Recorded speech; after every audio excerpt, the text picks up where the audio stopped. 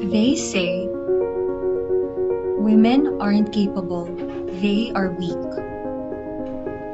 They say men shouldn't be weak because they are tough. They say women aren't powerful, they are powerless. They say men shouldn't be coward because they are masculine. They say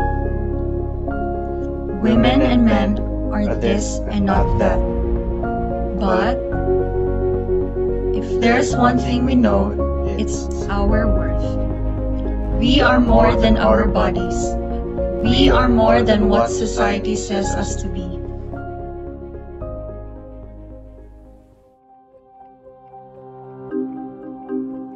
Across time and generations, women have been demarcated and discriminated against, struggling to fight for their rights, society's stereotypes, and for freedom.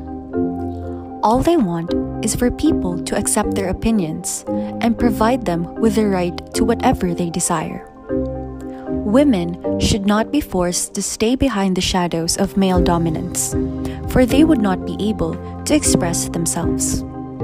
Women need a chance to shine their brightest and get equal rights in society. Feminism, at its core, is about equal opportunities for both men and women, not sameness. It's critical to understand that same does not mean equal. The issue here is about equal rights and equal access to opportunities. So many people offer up the argument that women are not the same as men, so there can't be equality. In other words, because they're biologically different, many say weaker and smaller. And because men and women have different physical capabilities, these physical differences mean equality is not possible. Men and women don't have to be the same in physicality to have the right to equality.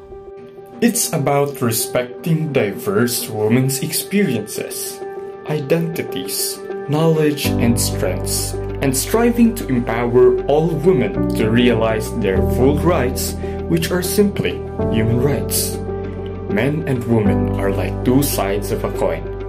If men can receive and claim education, then women should also have the access to that right. Additionally, education would help women in understanding their rights and realizing their full potential. Many see education as an important tool in changing women's lives. It is a human right that narrows the gap between women and men.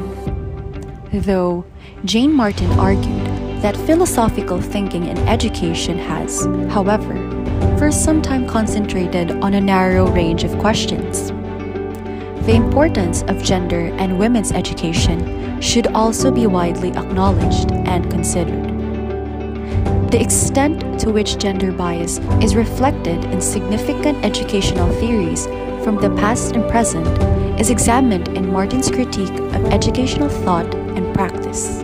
When theorists exclude women from their subject matter, not only women, but the tasks and functions that society associates with them are criticized unfairly.